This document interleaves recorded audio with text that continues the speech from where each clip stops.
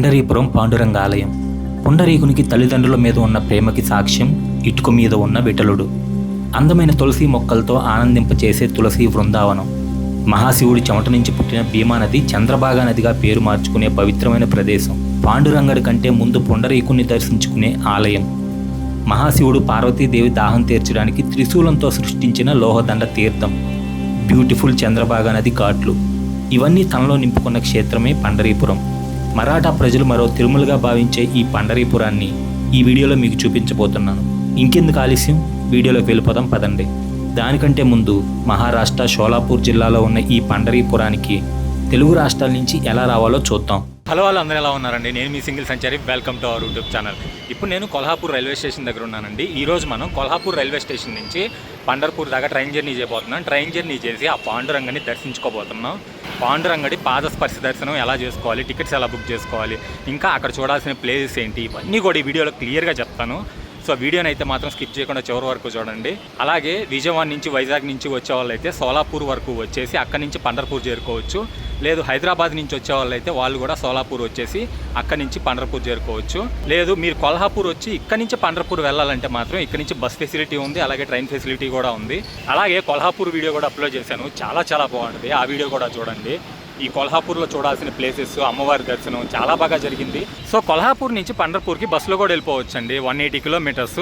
బస్సులో అయితే మాత్రం 4 అవర్స్ పట్టద్ది. ట్రైన్లో అయితే 3.5 గంటల జర్నీ చూపిస్తుంది. నాకు పండర్పూర్లో రిటైరింగ్ రూమ్ బుక్ చేసుకునేదానికి నేను ట్రైన్ టికెటే బుక్ చేసుకోవాలి. ఎందుకంటే ఆ పిఎన్ఆర్ నెంబర్ మీదే నాకు రిటైరింగ్ రూమ్ కానీ లేకపోతే డార్మెటరీస్ కానీ ఉంటాయి. సో నేను బడ్జెట్లో ట్రావెల్ చేస్తున్నాను కాబట్టి నేను ట్రైన్లోనే ప్రిఫర్ చేస్తాను. సో మీరు ఇక్కడి నుంచి పండర్పూర్ వెళ్ళాలని అనుకుంటే ఈ ట్రైన్లో అన్నా వెళ్ళొచ్చు, లేదంటే బస్సులో అన్నా వెళ్ళొచ్చు. ఇదేనండి Kolhapur railway station. Railway station చాలా బాగుంది కదా అవుట్లుక్. ఈ రైల్వే స్టేషన్ కోడ్ వచ్చేసి KOP. ఈ కొల్హాపూర్ రైల్వే స్టేషన్కి పేరు వచ్చేసి ఏంటంటే ఛత్రపతి సాహు మహారాజ్ రైల్వే స్టేషను. చూడండి రైల్వే స్టేషన్ మాత్రం చాలా బాగుంది కదా, ఒక డివైన్ లుక్తో ఉంది. వైజాగ్ విజయవాడ నుంచి పండర్పూర్కి ఎలా చేరుకోవాలి, ఆ ట్రైన్ డీటెయిల్స్ అన్ని డిస్క్రిప్షన్లో ఇస్తాను. అలాగే హైదరాబాద్ నుంచి సోలాపూర్ వచ్చి సోలాపూర్ నుంచి పండర్పూర్ రావాలంటే ఆ ట్రైన్ డీటెయిల్స్ కూడా డిస్క్రిప్షన్ లో ఇస్తాను. తిరుపతి నుంచి వచ్చే వాళ్ళకైతే మాత్రం డైలీ ట్రైన్ ఒకటే ఉందండి. ఆ డైలీ ట్రైన్ డీటెయిల్స్ కూడా డిస్క్రిప్షన్ లో ఇస్తాను, ఒకసారి చూడండి. సో ఇదనమాట Kolhapur railway station, Shri Chhatrapati Sahu Maharaj terminus Kolhapur. Kolhapur railway station అయితే ఇలా ఉందండి. లోపల చాలా నీట్ గా మెయింటైన్ చేస్తున్నారు, బాగుంది కదా. ఇప్పుడు టైం వచ్చేసి 12:42, మన ట్రైన్ వచ్చేసి 3:30కి.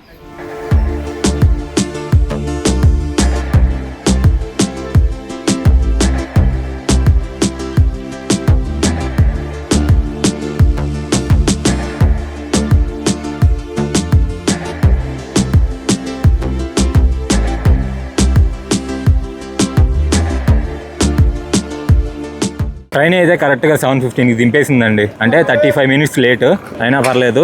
ఇదిగోండి ఇదే పండరీపూర్ రైల్వే స్టేషన్. సో ఇప్పుడు మనం రిటైరింగ్ రూమ్స్ ఎక్కడ ఉన్నాయో చూసుకొని వెళ్ళాలి. సో ఇదేనండి రిటైరింగ్ రూమ్. నాకు వచ్చేసి 300 రూపీస్ పడింది. ఏసీ రూమ్ బుక్ చేసుకుందాం అనుకున్నాను కానీ ఏసీ రూమ్స్ అయిపోయాయి. నేను ఇప్పుడే ఫ్రెష్ అయిపోయానండి. ఫ్రెష్ అయిపోయేసి దర్శనానికి బయలుదేరాను.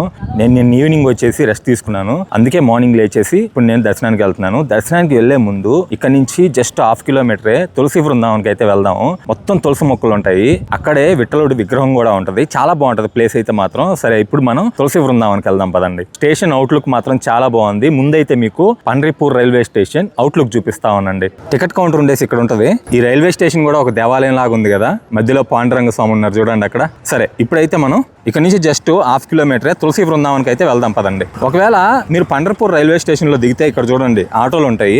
ఈ రైల్వే స్టేషన్ నుంచి పాండురంగ ఆలయం జస్ట్ 2 కిలోమీటర్స్. మీరు ఇక్కడ ఆటో మాట్లాడుకుని వెళ్ళిపోవచ్చు. పాతకాలపు రైలు ఇంజన్ బాగుంది కదా. ఇప్పుడే మనం తులసి బృందావనికి అయితే వచ్చేసామండి. రైల్వే స్టేషన్ నుంచి 500 మీటర్స్, అలాగే బస్ స్టాండ్ నుంచి 2 కిలోమీటర్లు ఉంటుంది. అలాగే మనకి పాండురంగ దేవాలయం నుంచి కూడా 2 కిలోమీటర్లు ఉంటుంది. లోపలికి రాగానే ఎన్నో మల్లెపూల చెట్లు అండి. అసలు ఈ తులసి బృందావనం అనేది సువాసనతో నిండిపోయింది. అక్కడ మీకు ఒక లేక్ కనిపిస్తుంది కదా, ఆ లేక్ పేరు వచ్చేసి సరస్వతి లేక్. సరే ఇప్పుడు మనం ఆ సరస్వతి లేక్ చూద్దాం పదండి. ఈవినింగ్ పూట అయితే అసలు మామూలుగా ఉండదు. ఇక్కడ చూడండి ఎంత పెద్ద లేకో. అలాగే ఇక్కడ చూసుకున్నట్లయితే ఒక ఘాట్ లాగా ఏర్పాటు చేశారండి. ఇక్కడ చూడండి చెట్లు మొత్తం ఆర్టిఫిషియల్ గా ఏర్పాటు చేసినాయి కానీ బాగున్నాయి. అక్కడ చూడండి విఠలుడు ఆ చెట్ల మధ్యలో నుంచి. సరే ఇప్పుడు మనం పాండురంగని చూద్దాం పదండి. పండురంగా కరుణ సాగర చంద్రభాగా తీరనా నీ దివ్య రూపం చూడగా వితలా వితలా పండురంగా వితలా వితలా పండురంగా. ఈ విఠలుడికి తులసి మాల, తులసి పూజ అంటే చాలా ఇష్టం కదా, అందుకే ఇక్కడ చాలా రకాల తులసి మొక్కలు ఉన్నాయి. అదిగోండి ఆ సైడ్ ఉన్నాయి, మీకు చూపిస్తా పదండి. చూడండి స్వామి ఎలా ఉన్నారు. నడుము మీద చేతులు పెట్టుకొని పుండరీకుడు ఇచ్చిన ఇటుక మీద నించొని స్వామి చూడండి ఎలా ఉన్నాడో, ఎంత అందంగా ఉన్నాడో కదా. 25 అడుగుల విగ్రహం, చాలా బాగుంది చూడడానికి. ఈ మల్లెపూల తోటలో నుంచి తులసి మొక్కల దగ్గరికి వెళ్తుంటే ఆ అనుభూతి మాత్రం చాలా బాగుందండి. మొత్తం సువాసనలు ఇక్కడ అసలు ఎంత బాగుందో. ఇదిగోండి తులసి మొక్కలు చూడండి.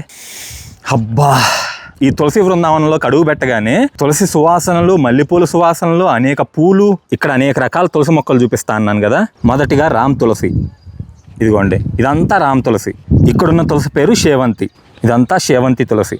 ఇక్కడ లెమన్ తులసి, ఇదిగోండి ఆకులు చూడండి అసలు ఎంత పెద్దగా ఉన్నాయో. ఇక్కడ సబ్జా తులసి, ఇక్కడ హనుమాన్ తులసి. ఈ హనుమాన్ తులసి మాత్రం కాస్త ఎండిపోయి ఉందండి, ఇప్పుడు వర్షాలు పడుతున్నాయి కదా మళ్ళీ చిగురిసిద్దిలే. ఇక్కడ వైజయంతి తులసి.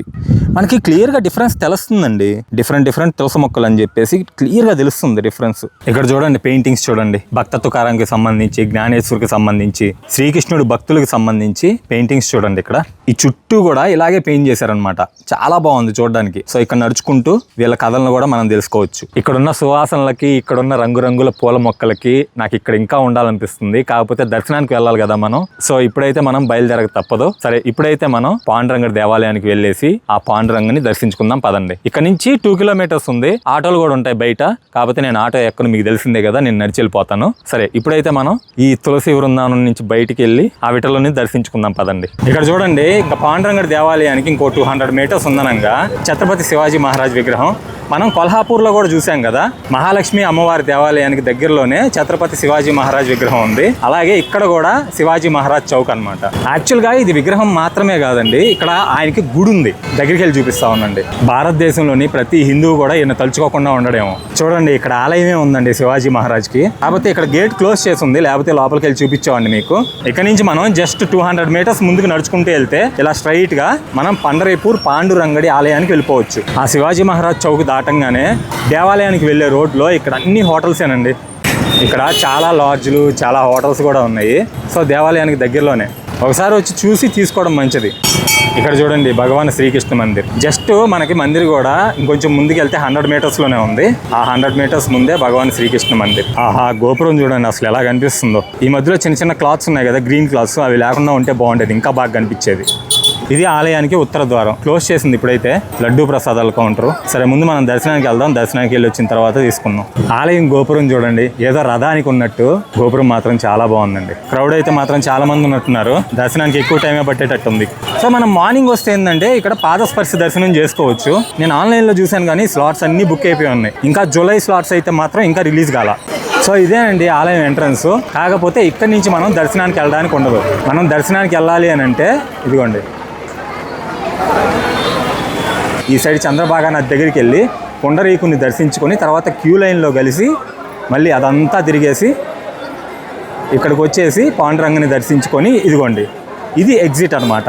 ఇక్కడ దర్శనం టికెట్స్ మనం ఆన్లైన్లో కూడా బుక్ చేసుకోవచ్చు. దర్శనం టికెట్స్ కోసం స్పెసిఫిక్ టైము, డేటు ఉంటుంది కాబట్టి ఒక్కోసారి 1 అవర్లో దర్శనం కంప్లీట్ అవుతుంది. అదే సర్వదర్శనం క్యూలో వెళ్తే మినిమం 4 అవర్స్ పడుతుంది, మాక్సిమం అయితే 10 అవర్స్ కూడా పట్టొచ్చు. మనం టెంపుల్ వెబ్సైట్లోనే స్పెషల్ దర్శనం టికెట్స్, అలాగే భక్త నివాస్లో అకామిడేషన్ కూడా బుక్ చేసుకోవచ్చు. ఆ టెంపుల్ సైట్ లింక్ నేను డిస్క్రిప్షన్లో ఇస్తాను, ఒకసారి చెక్ చేయండి.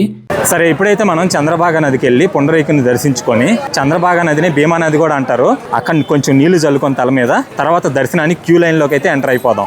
దేవాలయం నుంచి చంద్రభాగా నది 1/2 కిలోమీటర్ ఉంటుంది. ఇదే చంద్రభాగా నది దూరం నుంచి చూస్తుంటే గంగా నది ఒడ్డుకొచ్చినట్టు అనిపిస్తుంది. చాలా ప్రశాంతమైన వాతావరణం. ఇక్కడ నేరుగా పెద్ద గోపురం కనిపిస్తుంది కదా, అదే పుండరీకుని ఆలయం. మనం ఈ పుండరీకుని గురించి తెలుసుకుంటే పాండురంగ స్వామి ఇక్కడ ఎలా వెలిసాడో తెలుస్తుంది. ముందు జన్మలో పుండరీకుడు ముచుకుందుడు అనే రాజు. అతను దేవతలు అసురుల మధ్య జరిగే యుద్ధంలో దేవతల పక్కుండి చాలా కాలం పాటు పోరాడి దేవతలను గెలిపిస్తాడు. అలాగే శ్రీకృష్ణుడు కాలయవనుడు యుద్ధంలో శ్రీకృష్ణుడు తెలివి వల్ల కాలయవనుడు నాశనం అవడానికి కారణమవుతాడు. తర్వాత శ్రీకృష్ణుడికి చాలా మంచి భక్తుడవుతాడు. అలా పూర్వజన్మ నుంచే శ్రీకృష్ణుడికి గొప్ప భక్తుడు. కానీ పుండరీకుడుగా పుట్టిన తర్వాత యవ్వన ప్రాయంలో ఇహభోగాలకు వేశ్యకు అలవాటు పడి తల్లిదండ్రులను భార్యను కూడా ఇంట్లో నుంచి గెంటేస్తాడు. తర్వాత జీవితంలో జరిగిన కొన్ని ఎదురు దెబ్బల వల్ల తన తప్పు తెలుసుకొని అన్నం నీళ్లు కూడా లేకుండా తల్లిదండ్రులకు సేవ చేసుకుంటూ ఉంటాడు.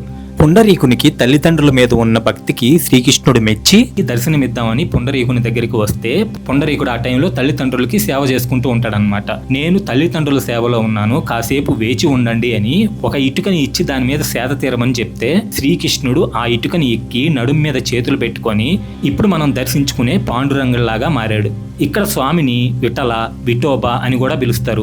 నేనైతే పుండరీకుని దర్శనం చేసుకుని బయటకు వచ్చాను. బయటికి రాగానే చంద్రభాగా నది ఒడ్డున అంటే ఈ పుండరీకుని ఆలయం ఎదురుగానే ఇప్పుడు మీకు కనిపిస్తుంది కదా, ఇదే లోహదండ తీర్థం. లోపల శివుడు ఉంటారు, దర్శించుకుందాం పదండి. ఈ తీర్థం చరిత్ర ఏంటంటే మహాశివుడు పార్వతీదేవి ఇక్కడికి విహారానికి వచ్చినప్పుడు పార్వతీదేవికి దాహం వేస్తే మహాశివుడు తన త్రిశూలంతో సృష్టించిన తీర్థం. ఈ తీర్థంలోని నీరు భీమా నదితో కలిసి వెళ్లి కృష్ణా నదిలో కలుస్తుంది. భీమాశంకరంలో శివుడు చెమట నుంచి పుట్టిన భీమా నది పండరీపురం రాగానే ఒక చంద్రవంకలాగా మలుపు తిరుగుతుంది. అందుకే ఇక్కడ భీమా నది చంద్రభాగా నదిగా పిలువబడుతుంది. ఇక్కడ బోటింగ్ కూడా ఉంది. వీళ్ళు 200 రూపీస్ ఛార్జ్ చేస్తున్నారు. వీళ్ళు చంద్రభాగా నదిలోకి తీసుకెళ్లేసి ఇక్కడున్న ఘాట్స్ అన్ని చూపిస్తారనమాట. బోటింగ్ కూడా చాలా బాగుంటది. ఎవరికైనా ఇంట్రెస్ట్ ఉంటే ఇక్కడ ట్రై చేయండి. ఇక్కడ పుండరీకుని ఆలయంతో పాటు ఇంకొంతమంది శ్రీకృష్ణ భక్తుల ఆలయాలు కూడా ఉన్నాయి, చూడండి. ఇంకా కొన్ని ఉపాలయాలు ఉన్నాయి, అన్ని కూడా దర్శించుకోండి. నేను పుండలీక్ మహారాజ్ని దర్శనం చేసుకుని బయటికి రాగానే ఇక్కడ అన్నదానం చేస్తున్నారు. ఎందుకంటే నేను ఇక్కడికి వచ్చిన దగ్గర నుంచి రైస్ అయితే నాకు అసలు చాలా తక్కువ కనపడింది. ఇక్కడికి వెళ్ళి అయితే నేను తింటా ఫస్ట్. ఫైనల్లీ 3 days నుంచి వెయిటింగ్, నేను రైస్ తిందామని చెప్పి ఇప్పటికైతే దొరికింది. అండ్ ఇక్కడ అన్ని కూడా మిల్క్ తో చేసిన ఐటమ్స్ అమ్ముతున్నారు చూడండి. అలా మనం వస్తుంటే జస్ట్ లెఫ్ట్ కి తిరిగాం అనుకోండి, అక్కడ బ్రిడ్జ్ కనిపిస్తుంది కదా, అదంతా సర్వదర్శనానికి క్యూ. ఇక్కడ నుంచి టెంపుల్ ద్వారమే 100 meters ఉందండి. లోపలికి ఇంకెంత ఉందో తెలియదు. చూడండి క్యూ ఎంత ఉందో ఇప్పటికే. ఖచ్చితంగా 3-4 గంటలు పట్టేటట్టు ఉందండి. ఎంతమంది ఉన్నారో చూడండి, దేవుడా. సో మన తిరుమల క్యూ ఎంతైతే ఉంటుందో అంతకంటే తక్కువేం లేదండి. వామ్మో, నాకు ఈవినింగ్ అయిపోద్ది ఇక్కడే. ఇంకా ఎంత లాంగ్ ఉందిరా నాయన, 3-4 గంటలు 5-6 గంటలే ఈరోజు. ఈ చంద్రభాగా నది దగ్గర నుంచే క్యూ ఉంది. ఇదిగోండి, ఈజీగా 1/2 kilometer పైన ఉంటుంది క్యూ. ఏంటి, ఇది వీకెండ్ కూడా కాదండి, ఈరోజు వీక్ డేస్ లోనే. నేను ఎక్కడి నుంచి వెళ్ళాలి? ఇది ఇంకా ఉంది, 1/2 kilometer అనుకున్నా, ఇంకా ఉంది. నేను నా ఎంట్రీ పాయింట్ కోసం వెయిటింగ్.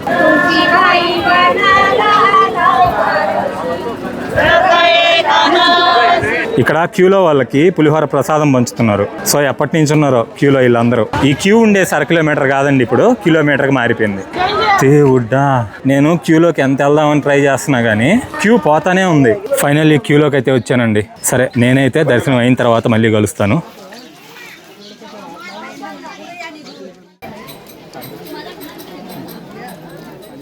ఏడు గంటలు వెయిట్ చేసినందుకండి దర్శనం అయితే మాత్రం చాలా బాగా జరిగింది. మార్నింగ్ 11:30కి వెళ్ళాను, ఇప్పుడు వచ్చేసి 7 అవుతుంది. సో 7 hours పట్టింది అనమాట నాకు దర్శనం. అంటే ఆ క్యూలో కూడా అంత ఎగ్జాస్ట్ అయినట్టు ఏం అనిపించలేదు. చాలా ఈ చేతులతో నేను పాండురంగని తాకాను. స్పర్శ దర్శనం జరిగింది నాకు. యాక్చువల్గా ఆ విగ్రహాన్ని తాకంగానే అసలు గూస్ బంప్స్ వచ్చాయండి. అసలు అంత బాగుంది. అసలు మీరు నిజంగా ఎక్స్పెక్ట్ చేయలేరు, ఆ ఫీల్ అంత బాగుంటుంది. నాకైతే మాత్రం దర్శనం చాలా బాగా జరిగింది. మనం ఆన్లైన్లో కూడా స్పర్శ దర్శనం టికెట్స్ తీసుకోవచ్చు, కాకపోతే స్లాట్స్ మాత్రం అసలు ఏమి లేవండి. అంటే మంత్లీ ఒకసారి రిలీజ్ చేస్తారనుకుంటా, నేను చూశాను. 30th వరకు అయితే ఏమీ లేవు. July 1st అయితే మాత్రం చూడాలి. ఇంకా ఇదిగోండి, మనం పాండురంగ స్వామిని దర్శనం చేసుకొని ఇదిగోండి ఇలా వస్తాం బయటికి. ఇక్కడ నుంచి అలా పైకి చూస్తే ఇక్కడ చూడండి స్వామి గోపురం. దేవాలయం ముందైతే జనం కిటకిటలాడుతున్నారు. అసలు ఇందాకైతే కనీసం కాలు పెట్టడానికి కూడా ప్లేస్ లేదండి. నేను ఇందాక మొబైల్ తెచ్చుకోవడానికి వెళ్ళాను కదా, అప్పుడైతే అసలు కాలు పెట్టడానికి కూడా ప్లేస్ లేదు. ఇప్పుడు నేను ఒక అథెంటిక్ ట్రెడిషన్ ఫుడ్ స్ట్రీట్కి తీసుకెళ్తారండి. సేమ్ మళ్ళీ మనం సర్వదర్శిని క్యూ లైన్ ఉంది కదా, అంటే బ్రిడ్జ్, ఆ బ్రిడ్జ్ కిందకు వస్తే అక్కడే లోకల్ ఫుడ్ స్ట్రీట్ ఉంటుంది. వీళ్ళు చపాతీలు ఇంకా ఏదో వెజిటబుల్స్ పిండిలో మిక్స్ చేసి టిఫిన్స్, ఇంకొకటి లస్సీ టైప్లో ఉంది చూడడానికి, కానీ వేరే టేస్ట్ ఉంది. ఇలా చాలా వెరైటీస్ ఉన్నాయి. వీళ్ళు చపాతీ కర్రలు వాడట్లేదు, చేత్తోనే చేస్తారు. 30-40 రూపీస్ ఉంటుంది.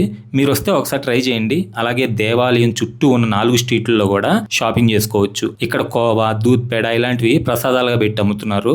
బాగున్నాయి, టేస్ట్ అయితే చేశాను, బాగున్నాయి. బాగుంది ఈ స్ట్రీట్ అంతా కూడా. సో ఇప్పుడైతే నేను రూమ్ దగ్గరికి వెళ్ళిపోతున్నాను.